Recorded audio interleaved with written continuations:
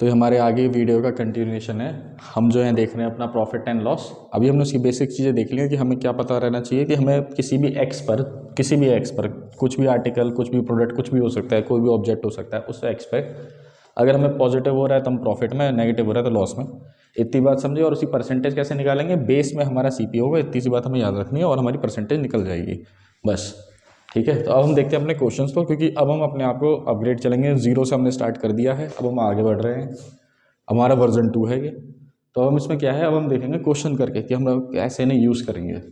ठीक, तो पहला है find the cost of the article which is sold as 180 rupees at a profit of 20%। तो अब इसमें देखने वाली बातें क्या हैं, पहला हमारा एक आर्टिकल है, ठीक है, उसकी हमें कॉस्ट निकालनी है। मतलब हमें पहले पता कर लेना क्या है कि हमें क्या निकालनी है, हमें कॉस्ट प्राइस निकालना है अपने आर्टिकल का, जो मेरा क्या हो गया ए, जिसे बेचा गया है 180 रुपये में एट अ प्रॉफिट ऑफ 20%। मतलब ये कह रहा है जब इसे 180 रुपये का बेचा जाता है तो उस पर हमें, उस आर्टिकल पर हमें 20% का प्रॉफिट हो जाता है। ठीक है, तो मेरा 20% ऑफ ए का मुझे प्रॉफिट हो जाता है अगर मेरा 180 रुपये होता है। ठीक है, अगर मैं 180 रुपये में बेच रहा हूँ तो मुझे 20% का प्रॉफिट हो रहा है। सिंपल सी बात इसने बोली है। और इसके लिए हमें अपने क्या निकालना है, आर्टिकल की कॉस्ट निकालनी है हमें। अब सबसे पहले जिसे ट्राई करना है खुद से लॉजिक ला के ट्राई कर लो, पॉज कर लो। ठीक है, नहीं तो मैं 1 मिनट में मैं अभी से बता रहा हूँ, आपके पास पॉज कर सकते हो। 5 4 3 2 1। ठीक है, अब हम इसे सॉल्व करते हैं सबसे पहले लॉजिकल तरीके से अपनी टाइमलाइन से, कि कॉस्ट प्राइस से सेलिंग प्राइस कैसे जाते हैं हम। मेरा कॉस्ट प्राइस कुछ भी होगा, उस पर मुझे भी कुछ एक्स परसेंटेज का कुछ फ़ायदा होगा, x% ऑफ ए, इसी, क्योंकि यही मेरा बेस है। हम परसेंटेज में बेस हमारा क्या होता है, कॉस्ट प्राइस, तो यही मेरा बेस है किसका, ए का कॉस्ट प्राइस। तो मुझे उस पर कुछ x% का फ़ायदा होगा। ठीक है, जिससे मेरा वो कॉस्ट, मेरा क्या बन जाएगा, वो सेलिंग प्राइस बन जाएगा। प्रॉफिट में से कुछ फ़ायदा होगा या नुकसान होगा, अगर नुकसान होगा तो हम उसे नेगेटिव रखेंगे। कोई सिंपल सी बात है, क्योंकि पॉजिटिव में हमें आगे जाना है, नेगेटिव में पीछे बस। ठीक, तो अब हमें इसी से ही लॉजिकल पहुंचना है, बिना किसी फॉर्मूले के। हम सिंपली लॉजिकल कि हमारा वो 180 रुपये है, मतलब मेरी कोई एक कॉस्ट थी ए की, मैंने उसमें कुछ पैसे मिलाए, जो परसेंटेज चेंज था मेरा ए का, और उससे मेरे पैसे बन गए 180 रुपये। तो मुझे ये ए निकालना है। अब मुझे एक्स परसेंटेज इन्होंने दे रखा है, A plus 20% of A is equal to 180। मतलब 20% जो है ए का और 180 होगा अगर मैं ए को इसमें प्लस कर दूं। तो बहुत सिंपल से अब हम अपनी फ्रैक्शन देखते हैं। एक सेकंड के लिए छोटा सा एक फ्रैक्शन की वीडियो बनी हुई है पहले से ही हर सेक्शन में, वो देख लेना। बाकी हम फ्रैक्शन छोटा सा देखते हैं, बहुत ही सिंपल सा है। अगर मैं फ्रैक्शन में चेंज कैसे करेंगे, सबसे पहली बात तो यही आ जाती है भाई, 100 इक्वल टू 1, सिंपल। तो 50% क्या होगा, 1 का क्या होगा, 0.5। ठीक है, इसी का 40% क्या होगा, खुद ही से आप चलना शुरू करो तो 0.4। 30% क्या होगा इसका, 0.3। 20% क्या होगा इसका, 0.2। 10% क्या होगा इसका, 0.1। 5% क्या होगा इसका, 0.05। ऐसे इसका 3% क्या होगा, 0.03। सिंपली फ्रैक्शन करना सीख गए। अब कोई पूछ ले कि आपका, कि इसका ये बताओ कि भाई इसका 2% कितना होगा, तो भाई 0.02। नॉर्मली इतना ही मिलता है, कोई ऐसे नहीं पूछने वाला कि 0.02% कितना हुआ, इतना नहीं, इतने में ही परसेंटेज दिया रहता है। इसी में आप इसे आराम से आप इसे फ्रैक्शन कर सकते हो, सिंपल सा फ्रैक्शन था। अब जो है हम अपने इसको वाले को, वीडियो को, बोर्ड को मिटाते हैं।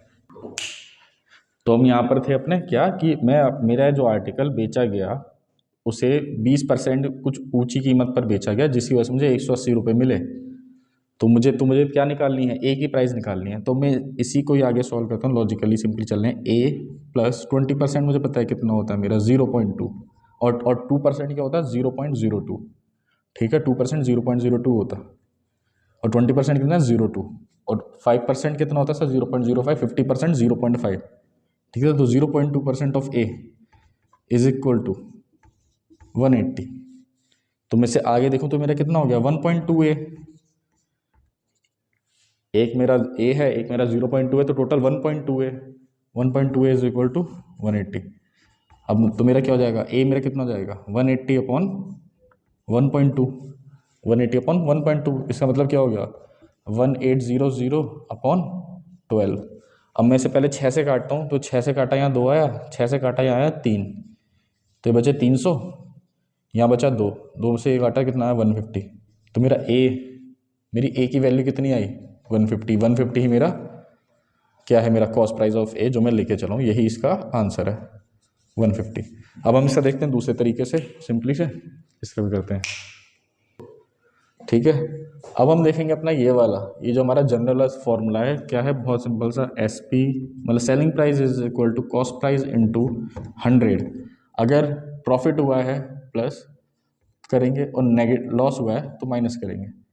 ठीक है, ये हमारा अलग ब्रैकेट में है, और इस जो भी आएगा उसका टोटल को हम 100 से डिवाइड कर देंगे, तो इससे हमारा क्या आ जाएगा, सेलिंग प्राइस आ जाएगा। ठीक, अब हम इस फॉर्मूले को यूज़ करते हैं अपने क्वेश्चन नंबर 1 में। तो इसमें देखिए हमारे पास क्या क्या है, हमारे पास सेलिंग प्राइस जो है हमें दिया हुआ है जो है 180 रुपये। कॉस्ट प्राइस हमें निकालना है, कॉस्ट प्राइस आर्टिकल का है तो इसलिए मैं इसे ए मान के चल रहा हूँ।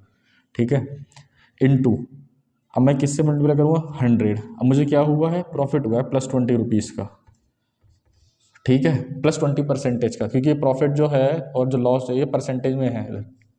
ठीक है, अपॉन 100।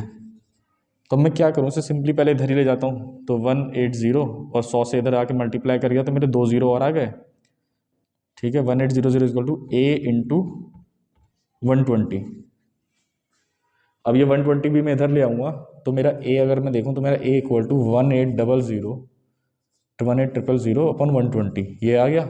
और हमने जो भी पहले देखा था, अभी इससे पहले है, उसमें हमारा क्या आ रहा था, हमारा 1.2 अपॉन वो था, 180 अपॉन 1.2 था हमारा पिछले वाले में। इसमें भी हमारा क्या ही आ रहा है, अगर मैं फिर से 10 से डिवाइड कर दूँ दोनों को तो सेम आ जाएगा, लेकिन अभी 6 से काटते हैं फिर से। तो 6 से काटा, यहाँ क्या आया 2, यहाँ क्या आया 3, 300, 200 से काटा कितना बचा 150। तो ए मेरा फिर से कितना आ गया 150। तो ये मेरा ऐसा जनरलाइज फार्मूला है, इससे हम कैलकुलेट कर सकते हैं आसानी से डायरेक्टली, अगर नहीं कुछ समझ में आ रहा है क्वेश्चन में।